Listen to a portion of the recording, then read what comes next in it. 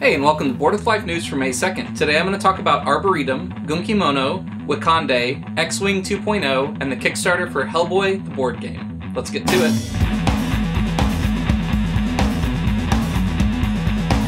So the first three stories this week are all from Renegade Game Studios. They dropped a ton of kind of new release announcements this week, so I'm just going to briefly talk about each one of those.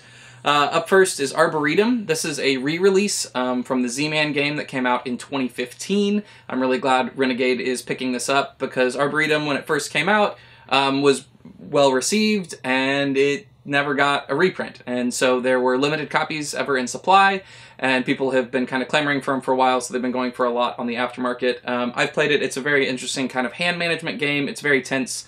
It's good. The new Renegade edition is going to have new art from Beth Sobel, who is, for my money, probably the best at doing artwork, like nature artwork in board games. So very excited to see that kind of new gloss on this kind of new classic game. I don't know, I never got to be a classic because it was hard to find, but I think it could be. Renegade is also bringing Goo Kimono, which is a re-implementation of a 2009 title called Heartland, which was a tile-laying game. In this new update, it's going to be rethemed into kind of feudal Japan, a warring feudal Japan, where you are laying tiles and doing some area control things, and that's representing your different kind of feudal clans and the battles and things like that. You know how things go, I guess. Okay. Daka was a release at Spiel 2017 from Placentia Games, and it's very highly rated on BGG. I think it has like a 7.9, which is really good.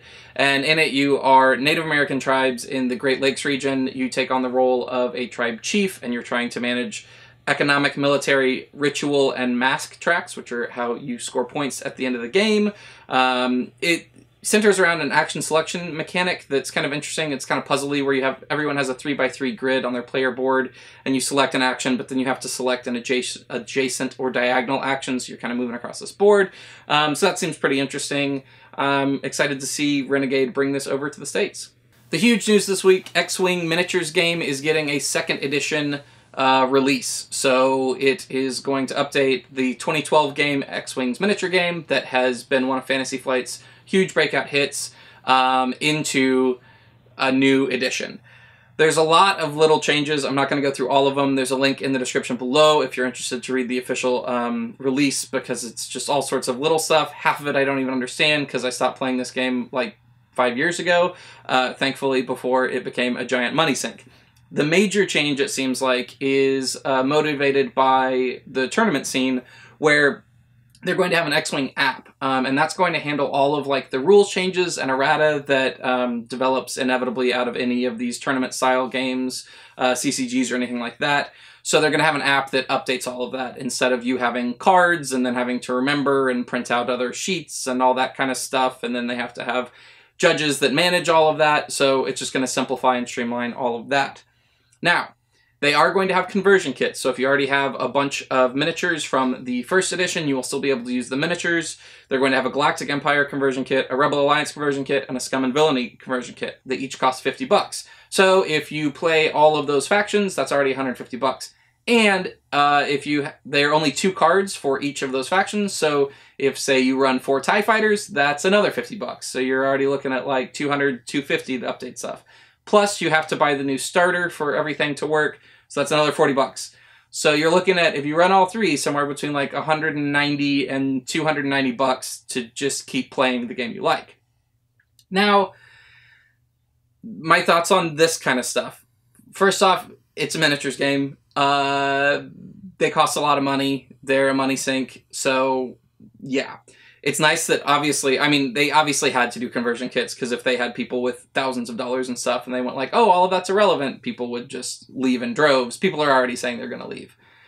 There's a flip side to this, where if you're not super into the game yet, or you want to buy a bunch of stuff, I bet there's going to be a bunch of first edition ships on the aftermarket for very cheap, and they're all legal to play in tournaments and stuff as long as you have the conversion kits. So you would be able to buy a big collection at a reduced price. I don't know, like, it didn't seem like it needed a second edition, and that, like, the game was functioning fine. There weren't, like, these major problems with it. I don't play the tournament scene, so maybe that was frustrating. I don't know. Obviously, that's a big driver for the thing, is nurturing the tournament scene.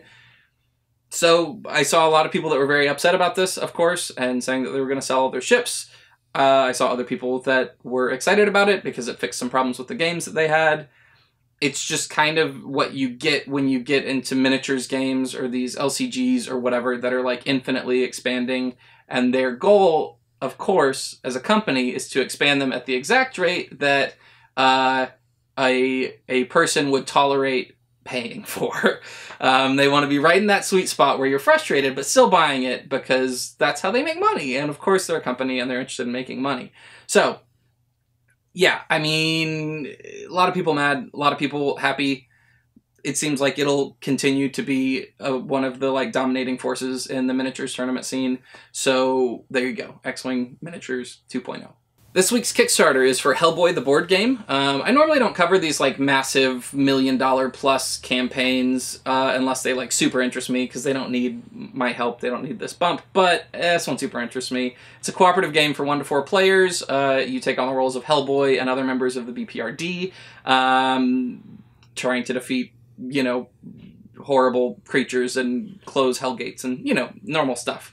It has tons of miniatures, of course. It's super overloaded with miniatures. You get Kickstarter exclusive miniatures. It is a Kickstarter miniatures campaign to the nth degree. Has gorgeous art. A lot of Mac Mignola's artwork is being used in that. They did a really good job of translating his artwork into miniatures. It ain't cheap. It's $129 right now on Kickstarter, but if that interests you, go back that. Alright, that's the news for this week. Thanks so much for tuning in. Make sure you subscribe to this channel. Make sure you follow me on social media. I'm at Chris Bryan Games on Instagram and Twitter. And make sure you check out my Patreon, linked in the description below. This week's question comes from at Dan Connolly via Twitter, and he asks, any ambition to design an RPG? Yes, I would love to. I have 2 different ones that I've been kind of... My general design trend is I like mentally design stuff for a long time before I actually like prototype it and put it down, and it kind of like iterates and grows as I think about it. And I've had 2 that I've been thinking about for a couple of years. One of them is it's kind of like Fiasco meets Dog Eat Dog meets Monster Hearts. It's about monsters, like classic Universal style monsters like Frankenstein and Dracula and Wolfman and things like that. And it is kind of about, it's about the duality of those monsters, where there's a human side to them and a monstrous side to them, and how those 2 things interact, and the tragedy that happens from that. So it's a game that, theoretically, I don't know, I've never played it.